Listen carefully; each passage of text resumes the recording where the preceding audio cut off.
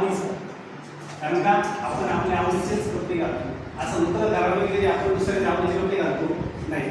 दुकानात जरी गेलो तरी आपण आपल्या चॉईसचाच, आपल्या आवडीचाच, आपल्याला असलेले डिझाईन असणे, त्यावर असलेले नक्षीकाम असणे, त्याच्यावर असलेला कलर मॅचिंग, ते पण खास तर मुलींना तिथं मॅचिंगच लागतात, कारण सगळ्या गोष्टी मॅचिंग लागतात त्यांना.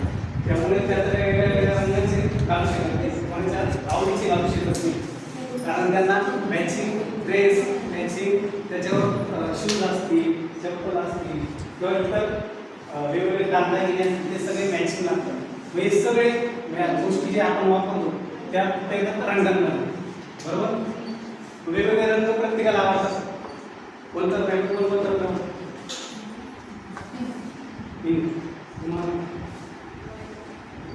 प्रत्येकाच्या आवडीचा रंग वेगवेगळा असतो, बरोबर. आपली आवड वेगळी.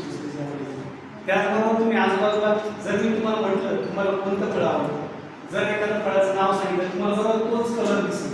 उदाहरणार्थ मी जर म्हटलं केळी, केळीचा कलर तुम्हाला कधी का आठवलाय का?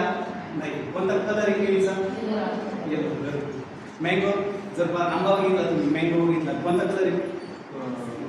पिवळा. पिवळा असतो, बरोबर. त्यानंतर बरोबर, त्यानंतर संत्रीचा म्हटलं, संत्रीचा कलर कोणता आहे?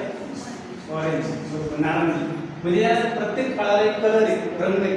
आणि मग हेच रंग आपण कोण